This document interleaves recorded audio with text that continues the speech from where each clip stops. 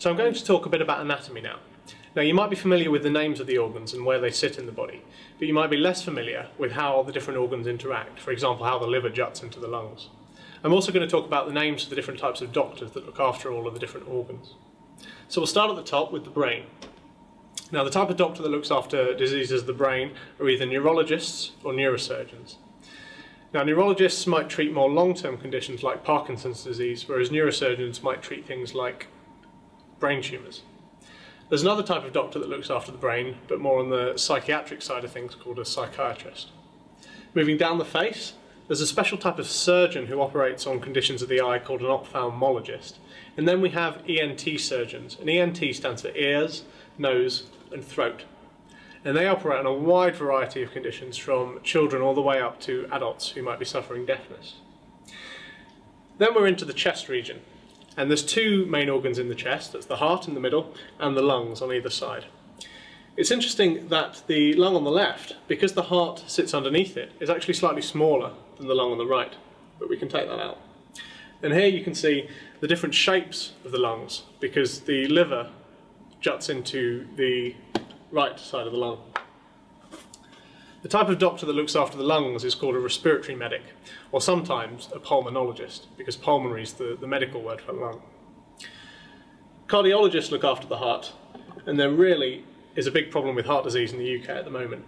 That's something called ischemic heart disease, where if you smoke too much or eat too many fatty foods, the blood vessels, which are these lines on the heart here, get blocked and you suffer from heart attacks. So now we're going to think about the digestive tract, which is the bit that sits in the abdomen, which is the lower region of the body. The name of this huge organ here is the liver, and that's important for synthesizing different proteins that are in the blood. Now the liver's a really large organ. I can just take it out. You can see the different shape of it. Now this green thing here is called the gallbladder, and that sits on the underneath of the liver. Once I've taken the liver out, you can see that you're straight through right to the back of the model here. So you can see how large and how far back the liver goes. Now the rest of the remaining part is the digestive system. So this is the stomach, where the food comes down the esophagus and sits in there for a bit while it's digesting, and then it passes into this intestinal system here. Now the name of the doctors that look after this part are gastroenterologists. And we'll just take the stomach off now. Now if you look at the intestines, you can see that one side is this slightly yellow colour, and the other side you can see the small bowel or the small intestine exposed. This flap is a flap that hangs down off the stomach and protects the intestines, called the greater omentum. And you can see the large intestine that goes round. Now there are different types of surgeons that operate on different types of the digestive tract. So you might be what's called an upper GI surgeon or an upper gastrointestinal surgeon if you work on the stomach and the small bowel, and then what's called a lower GI surgeon or a colorectal surgeon if you work on the colon and the rectum, which is much lower down in the respiratory tract. I'll just take these out. Now the final organ I'd like to talk about is the urinary system.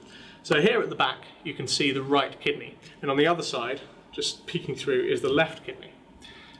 Now it's another interesting anatomical quirk that the right kidney sits much lower than the left, so they're not on equal sides, which they might be in your school diagrams.